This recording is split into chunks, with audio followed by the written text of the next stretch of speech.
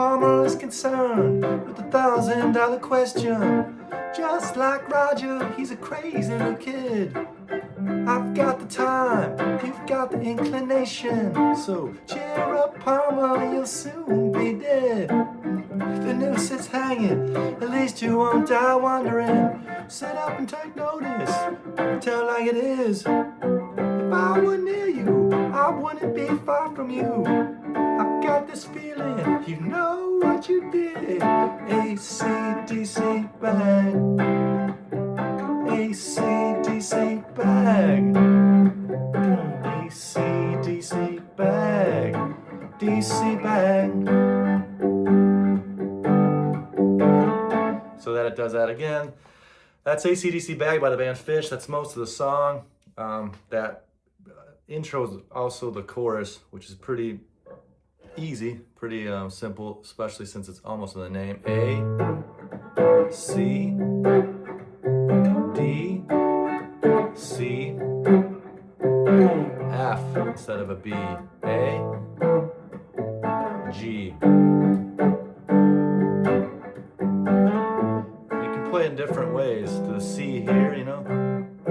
D, back to the C, and F here if you want.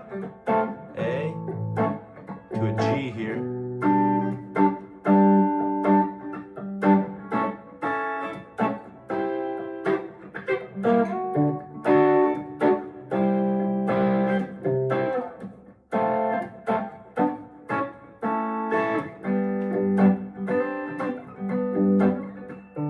And then for the verse, goes C, Mr. Palmer's concerned, to a B flat, to an F, to C, C, B flat, F, C. Does that little walk up there on the second time through and the third time through on the first time through the whole verse. Switches up throughout the song, but it's kind of a cool thing.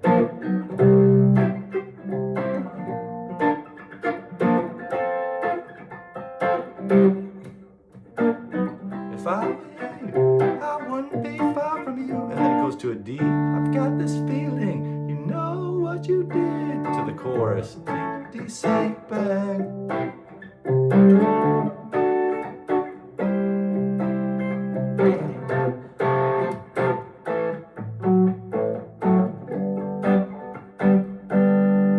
And it does that twice. ACDC Bag. ACDC Bag, ACDC Bag, DC Bag. And then it does that there. Goes through the whole second verse and then another chorus, and I think it's all the same pretty much. But the third time through, it gets to this thing. Brain dead and made of money, no future at all. Pull down the blinds and run for cover, no future at all. Who would have thought it? That's where I am, no future at all. Don't sweat it, it's where I am. Whoa, carry me down.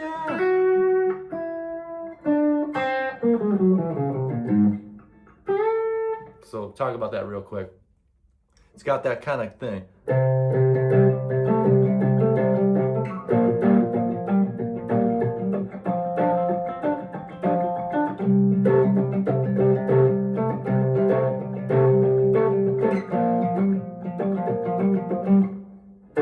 to that D.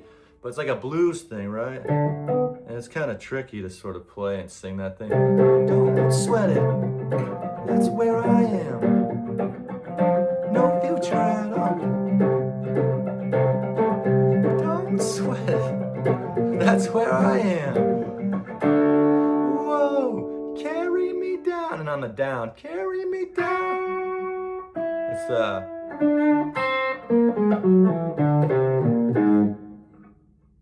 and then bounces back with that A. So that's a whole tone scale, right? It's just every 2 semitones, right? A whole step, whole step, whole step, whole step, whole step, whole step, whole step, whole, and it lands on that A flat there. So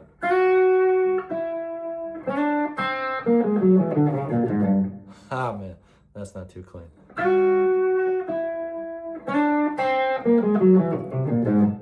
You know, I could clean that up a bit.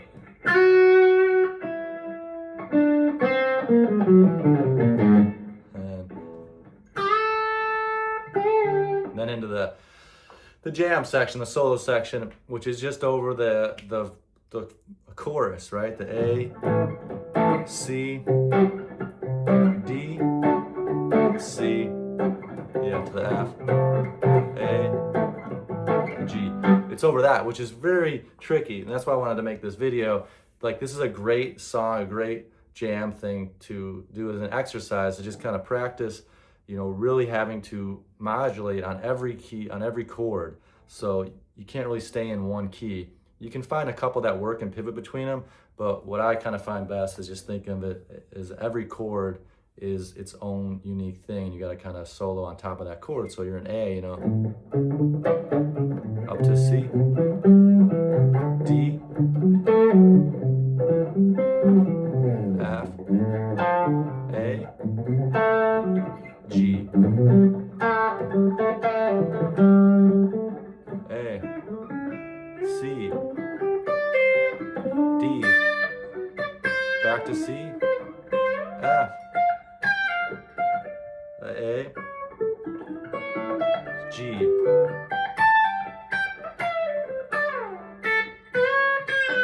C, D, C, F, A, G, A. So like, you know, I really have to think about this, and that's why it's great. It's an exercise where you really got to think. So whenever the brain is thinking, I think is where we're really learning, we're really applying ourselves. It's not as fun, it's a little trickier, but it gets more fun. I find pockets where I don't have to think as much, but I think it helps if I'm just kind of saying the chord names in my head. So I'm just like A, C, D, C, F, G, A, G, A. So I'm kind of saying that in my head, and then what I'm thinking is like stay within those sections that I know, right? So like an A, you got an A here, and you know, and so this I think works better with A mixolydian. And like to figure that out, I don't know if there's a rhyme or reason to it. I just kind of hear it, like that flat. That major 7 just does not sound good. The second chord being C, you know, kind of lends itself to a minor third there, but still, so which would kind of suggest that a flat 7 works better there. But I really just like to hear it, and I'll kind of figure out which scale for each chord, right? So for that A, it's mixolydian. Then up to the C, you know, C major, like C mixolydian with that flatted 7th doesn't quite work as well. I think it's so close to that A. So like I'm thinking C major, then up to the D, maybe mixolydian, or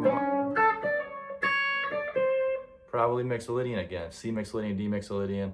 A lot of times I'm just hitting the 1, 3, and 5s in these over these chords to kind of stay within the main notes, right? So there's your D, and then to an F, which like an F is right here, right? To an A, G. You know, so you can see these things all over. This is what's really helpful too, and really good for you, is to see where all these chords are. You know, C and A here, C and A here, C and A up here.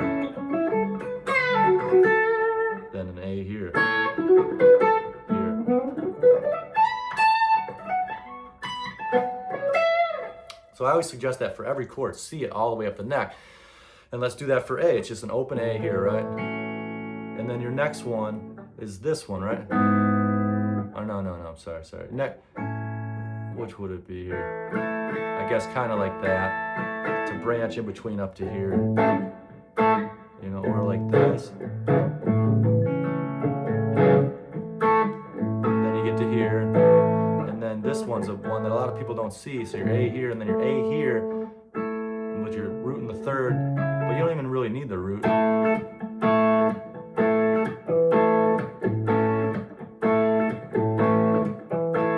Like Trey's been using that one a lot, I've noticed, just right here. Even without his third, his root in the third, it's just right there. Okay, so there to there, and then here you see this pinky, that's where your next one is, right? And then you're back up here. It starts over.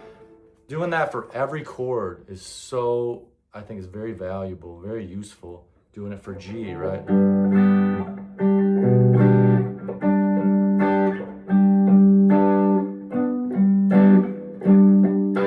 Just did it there. And then using that sort of as this base point for every time it moves to a different chord. So let's try this again. Let's just say A, C, like there's a C here, D, back to that C, to an F, right, to an A here, G,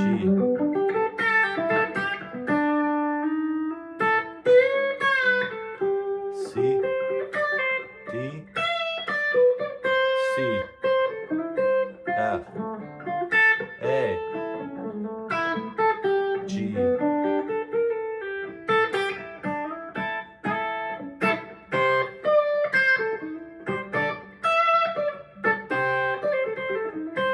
F, A, G, A. Really seeing those arpeggios, huge, obviously. So see the A arpeggios as much as you can. Right, something like that. You know, on this one.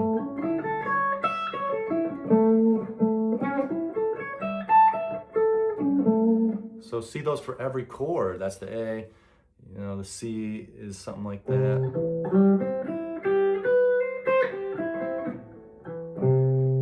And I like to see them sort of in sections where I'm not jumping around too much. So like, you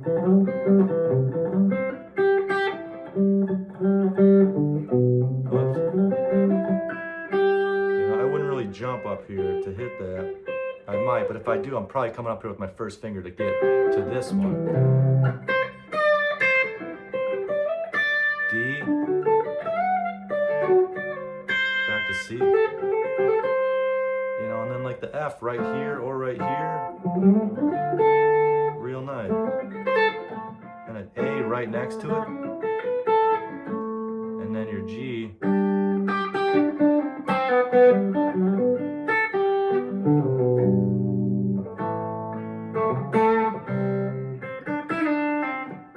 Whoops, D.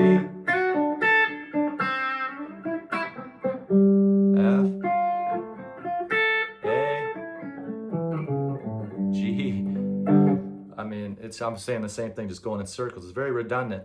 The idea is just to really know your arpeggio shapes for all these chords. They're just major triads, so that's kind of easy. That's kind of nice, even though arpeggios can be tricky, and we just go slow. It's what I would suggest is slow and nice. Like make it sound sweet. You don't have to play fast, you know?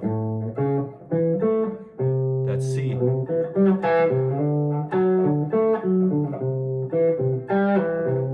F, A, G,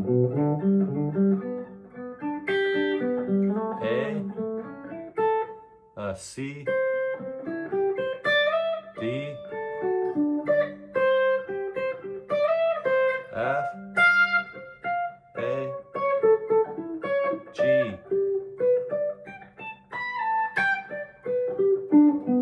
You know the song?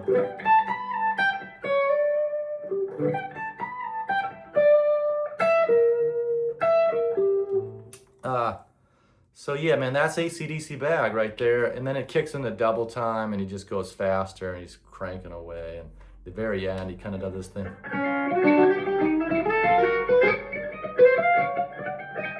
Just like, you know, something like that. But that's pretty much it, man. Oops.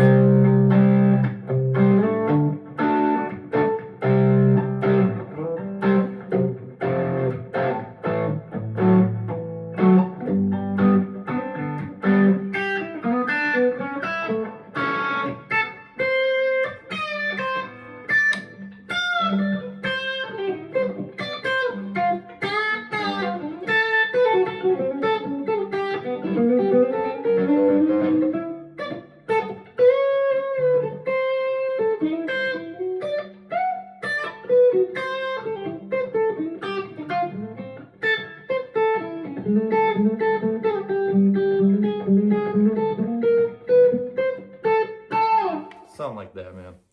ACDC Bag, that's that. The tone I'm using right now is my latest preset, Anastasio 25, with the gain channel. As you can see, it's, you know, kind of crunchy. Whoops. And if you roll it off, it gets kind of clean.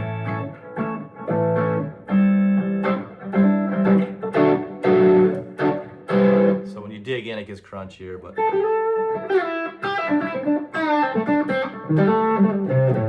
it's the tone I've really been loving lately. I just played a show with it 2 nights ago and adored it.